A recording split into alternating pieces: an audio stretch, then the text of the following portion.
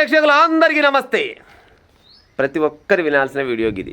హైదరాబాద్ నగరానికంట కొత్త సంస్కృతి వచ్చిందంట. ఇది కొత్త సంస్కృతి చెత్త సంస్కృతి అనేది మీరే చెప్పాలి. ఈ సంస్కృతి పేరు ఏంటంటే కో లివింగ్ అంట. Co living. ఇప్పుడేమో కో లివింగ్ వచ్చింది. ఇంతకంటే ముందే ఏమో లివింగ్ రిలేషన్షిప్ అని, లివింగ్ రిలేషన్షిప్ కంటే ముందుగానేమో అదేంది డేటింగ్ అని, సహజీవనం అని, ఈ అన్నిటికీ ఒకటే పేరు. ఇంకా అది చెప్తే బాగుండదు కానీ మీరు అర్థం చేసుకోరి. పుస్తకం ఒకటే ఉండదు, అన్ని పనులు అవుతాయి. అందులో కాని పని అంటే ఏముండదు. హైదరాబాద్ నగరంలో పెరిగిపోతున్న కో లివింగ్. ఒకే ప్లాట్లో గదిలో కలిసి ఉంటున్న యువతీ యువకులు, ఐటీ ఉద్యోగులు, విద్యార్థులు, శిక్షణార్థులు ఈ బాటలనే నడుస్తురంట. మంచిగుందిగా ఈ బాట, అందుకోసం అందరికి ఇదే బాటలు నడుస్తారు. 400కు పైగా కో లివింగ్ హాస్టల్ ఉన్నాయంట. 400 పైన ఉన్నాయంట హైదరాబాద్లో. చూడు అబ్బర కొడుక. వాటిలో 70,000 మంది పైనే, 70,000 మంది పైననే ఈ కో లివింగ్ చేస్తున్నారంట. అందులో 60% మంది ఇతర రాష్ట్ర వాళ్ళు ఉంటే 40% మంది మన తెలుగు వాళ్ళు ఉన్నారట. 60% వాళ్ళు పక్క రాష్ట్రం వాళ్ళు, పక్క దేశం వాళ్ళు ఉంటే 40% మంది మాత్రం మన తెలుగు వాళ్ళే ఉన్నారట. ఇలా ఇదేంటి వర్కింగ్ హాస్టల్స్తో పోలిస్తే భిన్నంగా అంట. పూర్తి స్వేచ్ఛ వాతావరణం, అద్దెలు ఎక్కువ ఉన్నా వీటికే మొగ్గు చూపుతున్న యువత. ఇంకా అద్దెతోటి ఏవి లెక్క మాకు చెప్పురి. అద్దెతోటి మాకు ఏవి లెక్క? వాళ్ళంతా డబ్బుగాల్లో లేనా? డబ్బు లేని వాళ్ళకి ఈ పని చేస్తారా? డబ్బు లేని వాళ్ళకి ఈ పని చేయరు. డబ్బు గల్లోళ్ళు ఒత్తుకపోయి డబ్బులు ఉన్నోళ్ళు ఏం చేస్తారంటే ఇంకొక గిసోని పని చేసి అద్దె 20,000 ఉండని, 25,000 ఉండని, 30,000 ఉన్నా బాధ లేదు, సిరిసగమేనా కట్టుకునేది. అన్ని రకాల పనులు అవుతున్నాయి కదా.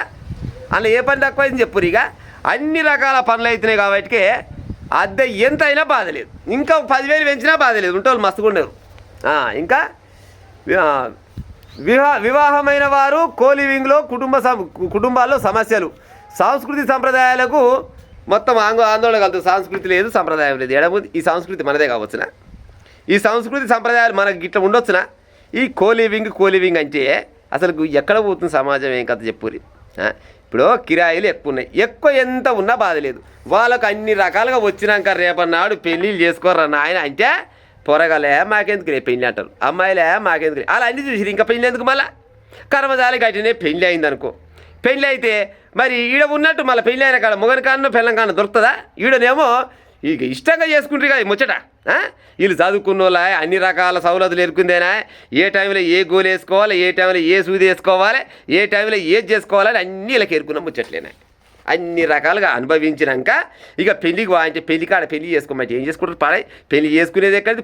చేసుకునే కానీ పిల్లలు కానీ ఎక్కడి, కన్నా కానీ సంసారం చేసేది ఎక్కడిది? ఓ అత్తమామను చూసేది ఉందా, అయ్యమ్మని చూసేది ఉందా, అన్నదమ్ములు చూసేది ఉందా? ఈ బంధాలు బంధుత్వాలు ఏం తెలుసుంటాయి చెప్పు వీళ్ళకి. ఇక 70,000 మంది పైన ఉన్నారంట జంటలు హైదరాబాద్లో. 70,000 మంది. 60% మంది బయట రాష్ట్రం వాళ్ళు ఉంటే 40% మంది మన రాష్ట్రం వాళ్ళు, మన తెలుగు వాళ్ళు ఉన్నారట. ఇంకో గీడ జరంతా క్లియర్గా ఇచ్చారు. ఇంకా ఎక్కడ వాయం ముచ్చట. కొత్త సంస్కృతి కో లివింగ్. హైదరాబాద్లో పెరిగిపోతున్న కో లివింగ్. ఒకే ప్లాట్ గదిలో కలిసిమెలిసి ఉంటున్న యువతి యువకులు. అయితే కనిష్క్ ఓ బహుళజాతి సంస్థలో ఉద్యోగి. ఓ డేటింగ్ యాప్లో పరిచయమైన తన్వితో కలిసి కో లివింగ్ హాస్టల్లో ఉంటున్నారు. 2 ఏళ్ళు కలిసి ఉన్న తర్వాత కనిష్క్ తనను మోసం చేశాడంటూ తన్వి పోలీసులను ఆశ్రమించిందట. ఇలా తన్వి మొగోళ్ళ పేరా, కనిష్క్ మొగోళ్ళ పేరా ఏం తెలియదు. పాడైపోను. అలా నిజంగా నాకైతే అర్థం కాలేదు. మరి అలా మొగోని పేరేదో ఆడమనిషి పేరేందో నాకు అర్థం కాలేదు. 2 సంవత్సరాలు కలిసి ఉన్నారట. 2 సంవత్సరాలు కలిసి ఉన్నాక విభేదాలు చిడిపోతే నన్ను మోసం చేసిరని ఇంకోళ్ళు కేసు వేసిరంట. మిమ్మల్ని కలమన్నోడు కావచ్చు. మరి మీ అయ్యమ్మ ఏమైనా ఇంట్లో తోలిరా?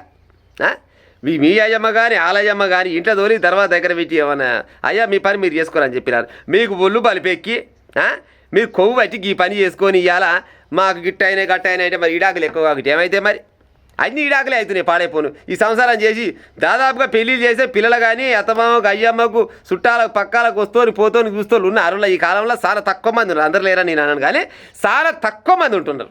ఎందుకుంటారంటే గిసోటి రుసులు మరిగినాక, గిసోటి కథలు మరిగినాక మళ్ళీ కొత్తగా పోయి ఇక మోహన్ కాడ సంసారం చేయిపో మంది వెళ్తే పోతుందా? లేకపోతే నువ్వు పిల్లకాడ సంసారం చేయిపో అంటే పొరగాడింటాడా? ఏడిని పాడవుతారు. ఎక్కడి సంస్కృతి నాశనం అయిపోనా?